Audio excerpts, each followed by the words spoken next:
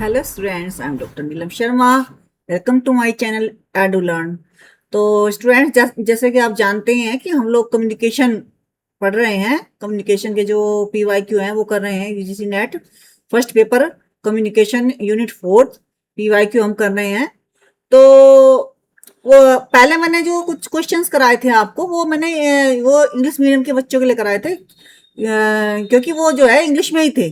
वो इंग्लिश में इनका क्वेश्चन था, इंग्लिश में ही इनके आंसर थे।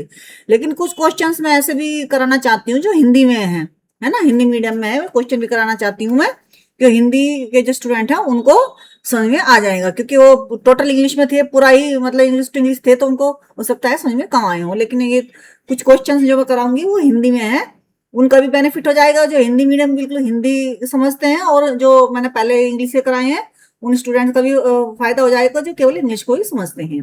ठीक है, और जो उनका भी फायदा हो जाएगा जो इंग्लिश हिंदी दोनों, क्योंकि इसमें क्वेश्चन कुछ थोड़े से वेरी करते हैं, उनसे थोड़े से भिन्न क्वेश्चन है। तो शुरुआत करते हैं पहले क्वेश्चन से। जब संप्रेषण इच्छा अनुरूप किया जाता है तो इसका अभिप्राय है कि प्रेषक संदेश प्राप्तकर्ता के व्यवहार को इच्छा अनुरूप प्रभावित करना चाहता है। बी ऑप्शन, प्रभावी संप्रेषण सूचना के आधार पर कार्य की एक प्रक्रिया है। सी वाणी संप्रेषण से हमें संसार की भावनाओं का पता चलता है। डी उपरोक्त में से कोई नहीं। तो इसका जो सही ऑप्शन है वो है ए, प्रेषक संदेश प्राप्तकर्ता के व्यवहार को इच्छा अनुरूप प्रभावित करना चाहता है। जब जब प्रेषक यानी कि जो सेंडर होता है वो क्या करना चाहता है, जब संप्रेषण इच्छा अनुरूप किया जाता है तो इसका अभिप्राय यह है कि प्रेषक जब इच्छा अनुरूप, मान की जैसी मेरी इच्छा है, अगर ऐसा ही मैं दूसरों को बताना चाहती हूँ, जैसे मैं सोच रही हूँ, जैसे मेरे मन में विचार चल रहे हैं, ऐसे ही जो संप्रेषण मैं करना चाह रही हूँ, तो वो जो संप्रेषण कहलाता है वो कहलाता है प्रेषक संदेश प्राप्तकर्ता के व्यवहार को इच्छा अनुरूप प्रभावित करना चाहता है ना। अगर मैं अपनी इच्छा अनुरूप संप्रेषण करना चाहूंगी, कम्युनिकेशन करना चाहूंगी, तो इसका मतलब यही तो है कि मैं जो है सामने वाले को प्रभावित करना चाहती हूँ। जो मैं सोच रही हूँ, जो मैं कहना चाहती हूँ, मैं कह रही हूँ, है ना। तो इसका ये अर्थ होता है। दूसरा क्वेश्चन है, निम्नलिखित में से संप्रेषण किसके हस्तांतरण और समझने के संदर्भ में होता है। निम्नलिखित में से संप्रेषण किसके हस्तांतरण और समझने के संदर्भ में होता है। विचार को समझते हैं, उसमें अवधारणाएं समझते हैं, है ना, या फिर अर्थ समझाते हैं। हस्तांतरण मतलब मैंने जो बात कही वो दूसरों को किस रूप में प्राप्त हुई। हस्तांतरण का मतलब है कि मैंने जो बात कही किसी दूसरे बंदे से, तो उसने वो किस रूप में ग्रहण की है, कहने का मतलब ये है। विचार विचार के रूप में करेगा ग्रहण जो प्राप्त करता है, या अवधारणाएं अवधारणाओं के रूप में, या अर्थ के रूप में, शब्द के रूप में। तो मैं जो कम्युनिकेशन कर रही हूँ किसी के सामने, वो उसका अर्थ अच्छी तरीके से समझ लेंगे। विचार, अवधारणाएं, शब्द में से अगर, अर्थ में से अगर एक ऑप्शन सही करना हो तो इसमें होगा हमारा अर्थ सही, अर्थ ऑप्शन सही होगा। तीसरा क्वेश्चन है, निम्नलिखित में से किसको संप्रेषण का संदर्भ कहा जाता है। संदेश ग्रहण के साथ हस्तक्षेप, प्रभावी संप्रेषण, संदेश की मौखिक और गैर मौखिक मौखिक प्रतिपुष्टि, बातचीत के लिए भौतिक और मनोवैज्ञानिक वातावरण। संदेश ग्रहण के साथ हस्तक्षेप, है ना, संदर्भ मतलब जो जिस कॉन्टेक्स्ट में हम कह रहे हैं, मान लीजिए हम सामाजिक कॉन्टेक्स्ट में कोई बात कर रहे हैं, जियोग्राफिक कॉन्टेक्स्ट में कोई बात कर रहे हैं, पॉलिटिकल कॉन्टेक्स्ट में कोई बात कर रहे हैं, सांस्कृतिक कॉन्टेक्स्ट में कोई बात कर रहे हैं, तो हमारे जो हम मैसेज दे रहे हैं, जो कम्युनिकेशन कर रहे हैं, तो हमारा उसके पीछे कॉन्टेक्स्ट क्या है ना। किसको संप्रेषण का संदर्भ कहा जाता है। संदेश संदेश ग्रहण करने के साथ हस्तक्षेप, संदेश ग्रहण करने के साथ हस्तक्षेप, प्रभावी संप्रेषण, संदेश की मौखिक और गैर मौखिक प्रतिपुष्टि, या बातचीत के लिए भौतिक मनोवैज्ञानिक वातावरण। तो संदर्भ से मतलब यहाँ पर क्या है कि हमारा जो, जहां हम मान लीजिए मैं इस रूम में हूँ, इस रूम में हूँ, तो इस रूम में जो है शांति है, यहाँ कोई शोर नहीं है, किसी भी तरह का कोई नहीं है, तो मैं आराम से आपके सामने बात कर रही हूँ, वीडियो बना रही हूँ, किसी भी तरह का कोई भी नॉइज नहीं है। तो ये भौतिक और जो है कौन सा हो गया, भौतिक और मनोवैज्ञानिक। मैं मतलब बिल्कुल सही हूँ, सोचते कुछ भी बुखार नहीं, कोई परेशानी नहीं, कोई दिमागी टेंशन नहीं है, आज किसी प्रकार की कोई टेंशन नहीं है, तो मैं जो है अच्छी तरीके से कम्युनिकेशन करूंगी। तो ये दोनों ही फैक्टर माने जाते हैं इसमें, है ना। तो ये हो गया। अब फोर्थ क्वेश्चन है, निम्नलिखित में से कौन सा बर्डलॉग के संप्रेषण का रैखिक मॉडल है। SMRC, SMCR, ये सारे पढ़ रखे हैं आपने, है ना। SRMC, SRCM, तो जो सही है वो SMCR है। सेंडर मैसेज और जो चैनल रिसीवर, इसका मतलब क्या है, सेंडर, मैसेज, चैनल और रिसीवर। ये जो हमारी जो लाइन में होगा, ये लीनियर जो कहते हैं ना, एक लीनियर, तो लीनियर मॉडल का सबसे जो सुंदर उदाहरण है वो है SMCR मॉडल। नेक्स्ट क्वेश्चन है, फिफ्थ, निम्नलिखित में से किसी विद्वान ने कहा है कि लोग केवल संप्रेषण के माध्यम से एक दूसरे स्वयं को जानते हैं। किसी विद्वान ने कहा है कि जब हम संप्रेषण करते हैं तो हम क्या करते हैं, हम जानना ही तो चाहते हैं किसी दूसरे व्यक्ति को। जब हम किसी के साथ संप्रेषण करना चाहते हैं तो उसके हम मनोभाव पढ़ना चाहते हैं, उनके तो दिमाग में क्या चल रहा है जानना चाहते हैं।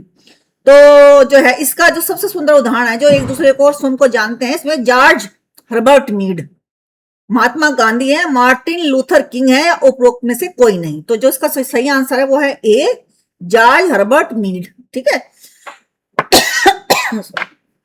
सिक्स्थ क्वेश्चन है, निम्नलिखित में से किस पर प्रभावपूर्ण संवाद करने की क्षमता निर्भर करती है। निम्नलिखित में से किस पर प्रभावपूर्ण संवाद करने की क्षमता निर्भर करती है। शिक्षा के स्तर पर, है ना, यह एक स्वाभाविक प्रतिभा होती है जिसे सीखा नहीं जा सकता। मतलब ऐसी निम्नलिखित में से किस पर प्रभावपूर्ण संवाद करने की क्षमता निर्भर करती है कि हम, ये जो चार ऑप्शन दिए गए हैं इनमें से कौन सा ऐसा ऑप्शन है जिसमें हमें हमारा जो संवाद है वो प्रभावपूर्ण हो सकता है। जैसे प्रौद्योगिकी के यानी कि टेक्नोलॉजी के उपयोग पर, अधिगम क्षमता पर, यह एक स्वाभाविक प्रतिभा होती है जिसे सीखा नहीं जा सकता। इन चारों में से चार हमारे पास ये कह दिया कि जैसे चार टाइटल दे दी ना, जैसे शीर्षक दे दे कि हम किस में सबसे अच्छा संवाद कर सकते हैं। ठीक है, ये कह रहा है प्रभावपूर्ण संवाद करने की स्थिति किस में होती है सबसे, और इसमें जो प्रभावपूर्ण संवाद करने की जो क्षमता है वो अधिगम क्षमता पर निर्भर करती है। ठीक है, अधिगम कि हम कितना सीखते हैं, कितना कम्युनिकेशन का किस पर प्रभाव पड़ेगा सबसे ज्यादा, कि हम कितना सीखते हैं। अगर हमारा कम्युनिकेशन अच्छा होगा तो हम अधिक सीखेंगे। मेरी आवाज स्पष्ट है ना, अच्छी है, आपको समझ में आ रही है, तो आपका जो अधिगम क्षमता होगी, लर्निंग कैपेसिटी होगी, वो अच्छी होगी। नेक्स्ट क्वेश्चन है, यदि यह मान लिया जाए कि संप्रेषण का कोई आरंभ या अंत नहीं है तो इसे क्या कहा जाएगा, है ना, क्या कहा जाएगा। जब हम ये, अगर हम ये कहें कि इस संसार की जो सृष्टि है इसका कोई आरंभ और कोई अंत नहीं है, यदि हम ये कहें, है ना, सृष्टि की कोई आरंभ अंत नहीं है, ये तो क्या एंडलेस है, तो ये यानी कि आरंभ अंत नहीं है, तो इसका मतलब प्रक्रिया निरंतर हर युग में चलती ही रहेगी निरंतर, कहने का मतलब ये है। तो ये जो इसमें मध्यस्थता होगी, प्रक्रिया होगी, बातचीत होगी, लेन देन संव्यवहार होगा। तो इसका जो सही आंसर है वो है प्रक्रिया, क्योंकि जो प्रक्रिया जो चलती रहती है, प्रक्रिया तो ऐसे चलती रहती है, उसका एंड नहीं होता कहीं भी है, उसका एंड कहीं नहीं होता, वो प्रक्रिया ऐसे चलती रहती है, निरंतर चलती रहती है। तो इसका जो है संप्रेषण का कोई आरंभ या अंत नहीं है, ये जो है निरंतर चलने वाली प्रक्रिया है। नेक्स्ट क्वेश्चन है, निम्नलिखित में से संप्रेषण के आवश्यक घटक कौन से हैं। स्रोत, संदेश, हस्तक्षेप, चैनल, प्राप्तकर्ता, प्रतिक्रिया और संदर्भ। सबसे आवश्यक घटक देखिए, जो ये एक पहला हो गया ए ऑप्शन, बी ऑप्शन, संकेत, स्रोत, गंतव्य, बातचीत, सहसंबंध। सहसंबंध का तो कोई मतलब नहीं इसमें। संकेत, प्रतीक, समझ, संप्रेषण और संबंधी, इसका है ना, प्रतीक, इसमें प्रतीक का जरूरी प्रतीक भी हो साथ में, है ना। प्रतीक, समझ, उद्देश्य, विचार, राय, गैर मौखिक, बहुत सारे बिना बात के दे दिए हैं, कुछ इसमें जो है एक्स्ट्रा हैं। तो जो हमें जो आवश्यक है, जो हमारे किसी भी कम्युनिकेशन में जो उन घटकों के बिना तो वो कम्युनिकेशन कहा ही नहीं जाएगा, वो है स्रोत, संदेश, हस्तक्षेप, चैनल, प्राप्तकर्ता, प्रतिक्रिया और संदर्भ। किस संदर्भ में हम कह रहे हैं, हमारा संदर्भ से मतलब हमारा कॉन्टेक्स्ट है, किस संदर्भ में हम बात कर रहे हैं वो भी हो सकता है। संदर्भ से मतलब हमारा जो है ये जो है संदर्भ में यहाँ पर जो क्या माना जाता है, इसमें कम्युनिकेशन में संदर्भ माना का जो फिजिकल और जो है मनोवैज्ञानिक संदर्भ क्या कहा जाता है इसमें, फिजिकल और जो है कम्युनिकेशन, मतलब जो है कहते हैं उसको साइकोलॉजिकल भी माना जाता है। तो स्रोत, संदेश, हस्तक्षेप, चैनल, प्राप्तकर्ता, प्रतिक्रिया और संदर्भ। नेक्स्ट क्वेश्चन है नाइन्थ, निम्नलिखित में से कौन सा लक्षण मुख्यतः पारस्परिक संप्रेषण के संदर्भ में लागू होता है। क्षमा योग्य, विस्मरणीय, प्रतिवर्ती, परिवर्तनीय। तो फॉरगिवेबल, फॉरगेटेबल, रिवर्सिएबल, इरिवर्सिबल। तो निम्नलिखित में से कौन सा लक्षण मुख्यतः पारस्परिक संप्रेषण के संदर्भ में लागू होता है, यानी कि पारस्परिक संप्रेषण के संदर्भ में लागू होता है, कौन सा होता है। मान लीजिए कौन सा लक्षण है मुख्यतः पारस्परिक संप्रेषण के संदर्भ में लागू होता है। यहाँ पारस्परिक संप्रेषण यानी कि ये भी एक संदर्भ है ना, कॉन्टेक्स्ट में। क्षमा योग्य, विस्मरणीय, प्रतिवर्ती अपरिवर्तनीय, तो इरिवर्सिबल इसका जो है, अपरिवर्तनीय इसका जो है आंसर है। क्या दो तरफा संप्रेषण प्रभावशाली होता है? कभी नहीं, शायद ही कभी, उपरोक्त में से कोई नहीं। ये तीन ऑप्शन है और एक चौथा ऑप्शन है सदैव। भाई जब दो तरफा मैं बोल रही हूँ, दूसरा भी मुझे जवाब दे रहा है, तो ये जो है प्रभावपूर्ण होता ही है। एक बोल रहा है एक चुप है, तो ही प्रभावपूर्ण नहीं होता है। एक संदेश को किन, नेक्स्ट क्वेश्चन है कि एक संदेश को किन परिस्थितियों में प्रभावित समझा जा सकता है? प्राप्तकर्ता द्वारा समझना, वांछित प्रतिक्रिया देना, संदेश को केवल पारस्परिक संप्रेषण में प्रेषित करना, ग्रहण शक्ति के प्रमाण को वापिस दोहराना, अच्छे संप्रेषण कौशल को उपयोग करना। तो इसका जो सही आंसर है वो है प्राप्तकर्ता द्वारा समझना और वांछित प्रतिक्रिया देना, है ना। समझना, ये परिस्थिति सबसे ज्यादा महत्वपूर्ण होती है कि किन परिस्थितियों में जिस कम्युनिकेशन किया जा रहा है और किस में समझा जा रहा है। नेक्स्ट क्वेश्चन है कि निम्न में से कौन सा कथन दूसरों के साथ संवाद स्थापित करने की कला को सीखने के लिए सबसे महत्वपूर्ण कहा जा सकता है? निम्नलिखित में से कौन सा कथन दूसरों के साथ संवाद स्थापित करने की कला को सीखने के लिए सबसे महत्वपूर्ण कहा जा सकता है? संप्रेषण में शारीरिक क्रियात्मक शोर को खत्म करना, जहां गलत समझाने की संभावना बिल्कुल नहीं रहती, जहां पर संबंधों को प्रतिफल देने वाला या लाभप्रद बनाया जा सके, उपरोक्त सभी। दूसरों के साथ संवाद स्थापित करने की कला को सीखने के लिए सबसे महत्वपूर्ण कहा जा सकता है जहां गलत समझ जाने की संभावना बिल्कुल नहीं है। तो मान लीजिए हमें किसी के साथ में संवाद स्थापित करना है?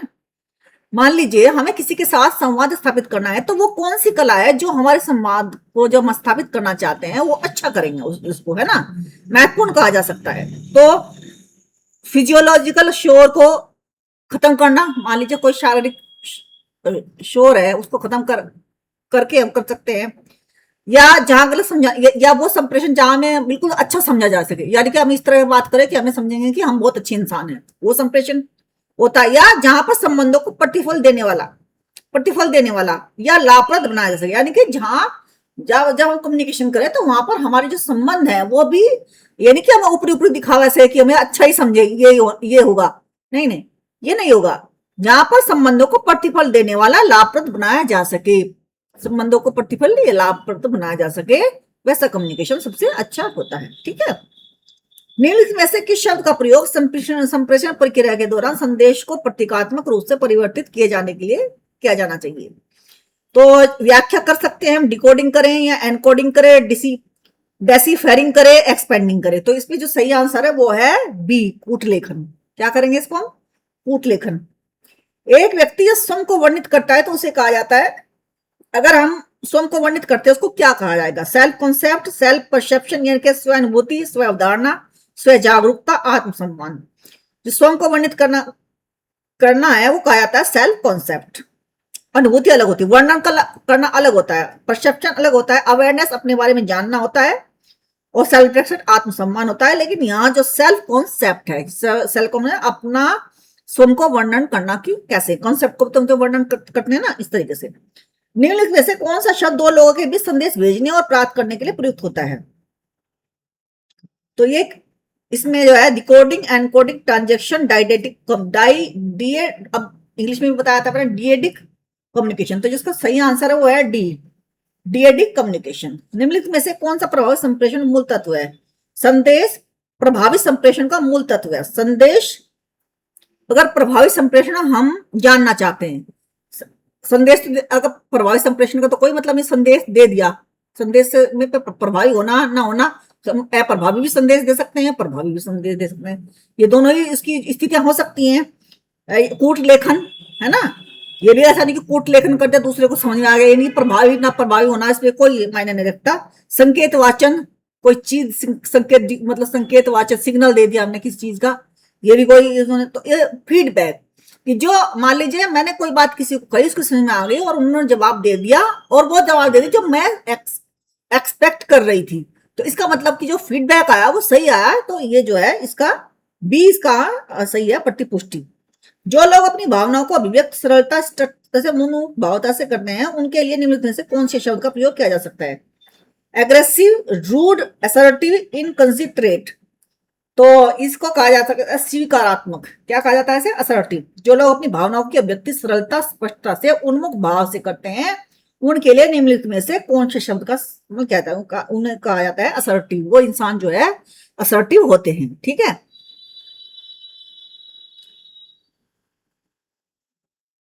निम्नलिखित में से कौन सा ये देखते हैं नेक्स्ट क्वेश्चन। निम्नलिखित चरणों में से प्रभावी संप्रेषण के लिए आप पहले किस पर विचार करते हैं? चैनल पर विचार करेंगे, मूल्यांकन प्रक्रिया पर करेंगे, या संप्रेषण के उद्देश्य को स्पेसिफाई करेंगे? संप्रेषण के लिए मीडिया का चयन करके सबसे पहले तो हम जो संदेश देना चाह रहे हैं वो उद्देश्य, कि हम हमारा उद्देश्य क्या है, संदेश देने का उद्देश्य क्या है, दूसरे आदमी को क्या करना, क्या समझाना चाह रहे हैं, उद्देश्य हमारा क्या है। सबसे पहले तो हम उद्देश्य को जानेंगे, तो ये उद्देश्य वाला आंसर सही है। व्यक्तियों द्वारा अन्य लोगों के साथ संवाद करने के लिए कौन से प्राथमिक चैनलों का प्रयोग किया जाता है? प्राथमिक चैनल, इसमें रेडियो टेलीविजन भी दिया गया है, ईमेल भी दिया गया है, स्वर या लहजा भी दिया गया है, लेकिन दृष्टि और कौन से चैनलों का प्रयोग किया जाता है?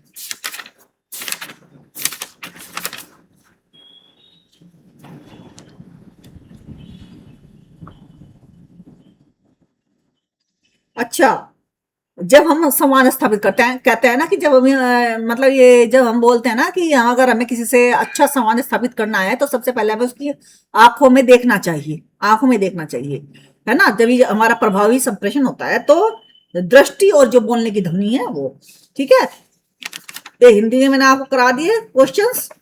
Okay, respect your teachers, respect your parents, अपनी सेहत का ध्यान रखिएगा, यूजीसी नेट की तैयारी करते रहिए, और अच्छे से आप यूजीसी नेट की तैयारी करेंगे। मुझे आशा है कि आप लोग क्रैक भी कर पाएंगे, कर ही लेंगे। Bye bye.